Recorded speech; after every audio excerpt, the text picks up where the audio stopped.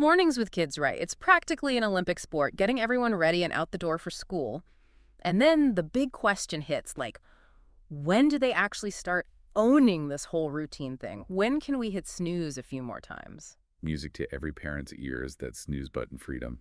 So today we're diving into this head-on with an article from Childcare Center. It's called Getting Ready for School, When Should Kids Do It Independently?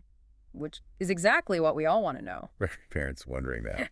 It's such a juggling act, figuring out if they're actually ready or we're just, wishfully thinking it. Totally. Like, is there a magic age where they morph into morning people? Wouldn't that be nice? But this article, it actually points to that 8 to 10-year-old range as a common turning point. What's your take on that?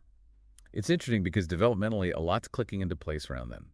Think about it. Physically, most kids, by 8, they've got the mechanics down, like getting dressed, brushing their teeth, hopefully without turning the sink into a toothpaste crime scene. Oh, too real. Been there, cleaned that up many times. But yeah, it's more than just being able to do the things, right? It's the consistency. Exactly. Those skills, they become more automatic, less mentally draining, which frees up their brain space to manage the other parts of a routine. Because let's face it, morning routines, they're mini marathons of multitasking. And remembering what comes next. That's where I thought the article's point about cognitive development was so key. If they're younger than 8 and we're asking for this whole routine thing, it's like giving them a recipe in a language they haven't learned yet. Love that analogy. Spot on.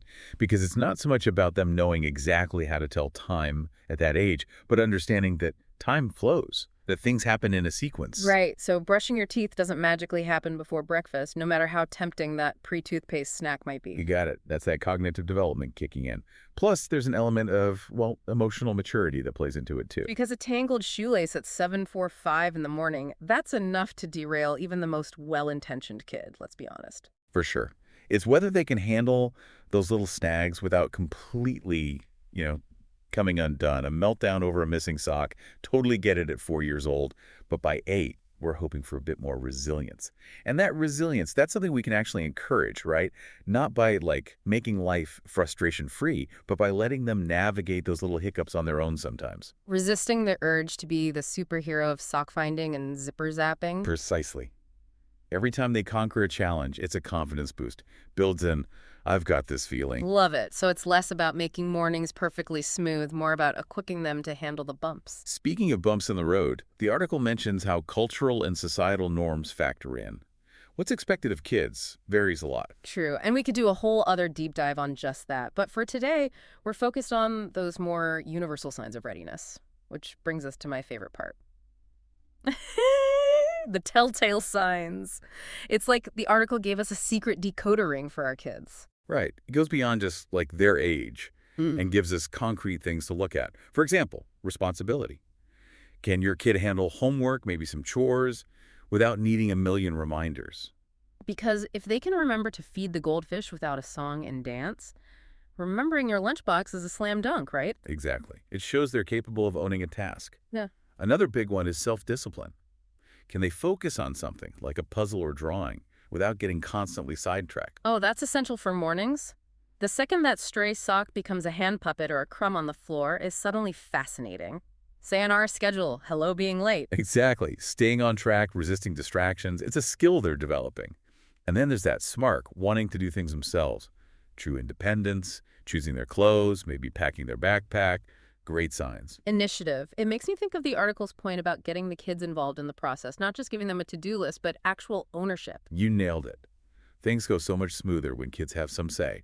And this ties right into the last telltale sign they emphasize. Problem solving. This feels like the ultimate test, honestly. It kind of is. Imagine they get to school, shoes untied. Can they handle it? Or picture this, spilled milk at breakfast. It's about having the skills to deal with those little snags without, a complete meltdown. It's like they can handle it in theory, but then actually putting it into practice, that's the real hurdle. It is, and that's where the practical tips from this article are so helpful, starting with, no surprise here, consistent routines. The old routine, it's like a safety net for everyone, right? Exactly. When they know what to expect, it takes the guesswork out of it. And speaking of taking the guesswork out of it, can we talk about sleep for a minute? Oh, sleep, the holy grail. I can't stress it enough. A well-rested kid is a capable kid.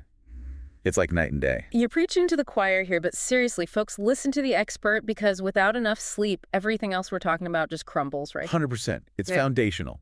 And once that sleep foundation is solid, we can build on it by involving them in the process. Giving those choices Yeah. again. So it's structured, but not a dictatorship. Right. Peeking between two outfits, deciding if they want carrots or pretzels in their lunchbox, empowering them within the boundaries. And to help them stay on track within those boundaries, the article talks about visual schedules, which I love. Visuals are huge, especially for kids who are very visual.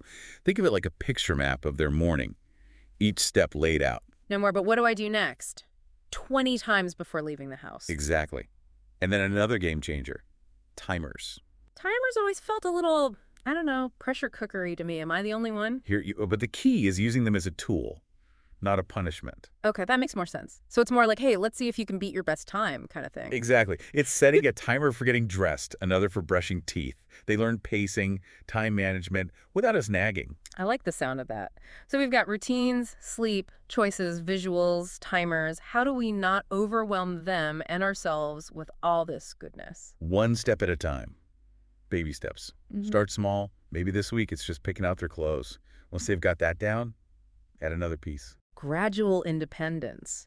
Like you wouldn't hand someone a driver's license on their first try behind the wheel. Perfect analogy. And along the way, celebrate every win, no matter how small did they remember to put their plate in the sink. Huge victory. I love that. Okay, so to wrap up our deep dive on kids owning those school mornings, it's not about a magic age, but hitting those developmental milestones. Those milestones and trusting our gut as parents, we know our kids best.